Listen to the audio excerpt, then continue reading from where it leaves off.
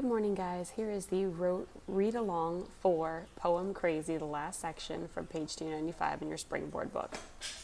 It looks like. I think we naturally see things metaphorically.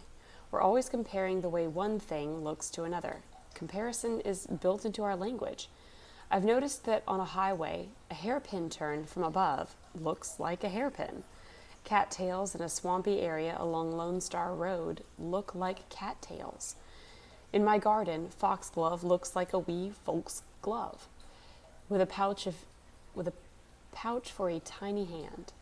Georgia O'Keeffe said she painted individual flowers and made them huge so we'd be forced to look closely and notice what flowers really look like. Whether she intended this or not, O'Keeffe's paintings lend themselves to metaphor. Inside her white flower I see a gown with long white sleeves, a curled satin slipper with gray on the toe, a Chinese lantern on low, a bowl of silver bells ringing. Wilfred Funk, in Word Origins and Their Romantic Stories, that originally all words were poems. Since our language is based, like poems, in metaphor, the names of flowers makes this easier to see. This flower looks like a shooting star. Maybe the next time I see one, I'll make the shift from simile to full metaphor and think, this flower is a shooting star, or a bird's eye, a paintbrush, butter and eggs. In some words, we can still see the poem/metaphor, especially flowers and trees, like Lady Slipper, Redbud, Spinster, Blue-Eyed Mary. My married name, Woolridge, must have come from the image of lambs on a ridge. Metaphor is a bridge bringing things together.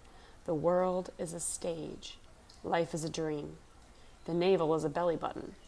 When she lived in Athens years ago, a friend, Sally, tells me, some of the delivery bikes had the word metaphor printed on their sides, probably a company name.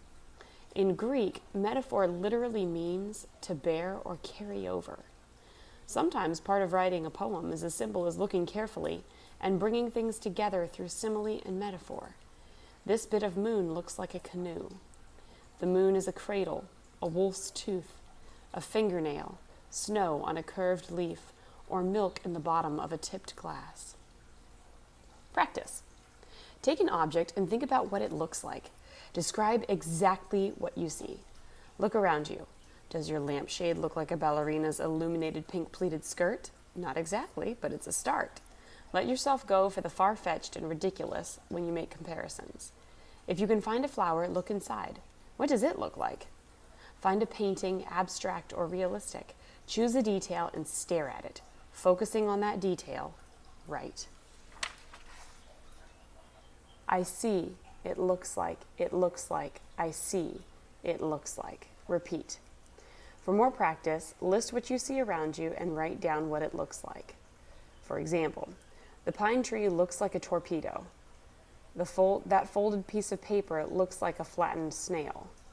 That curled telephone cord looks like an earthworm. That man's curly hair looks like the moth's wing, etc. Keep going. So you're going to need 3 of these, guys. You don't have to keep going ad infinitum, okay? But we are going to do at least 3. And like she does up here, your first one, you start with I see, and then you tell me what you see for your first item.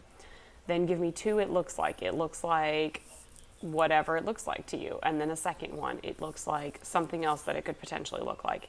Then for your second item, I see whatever it is that you're looking at. It looks like something. It looks like something. And then that third one, I see whatever the third item is that you're going to look at. It looks like fill in the blank. It looks like fill in the blank. All right. If you have any questions, message me on Edsby, or you can use the Google Voice number that is also posted on our Week at a Glance post that's already up this morning. Okay, thanks. Have a great day.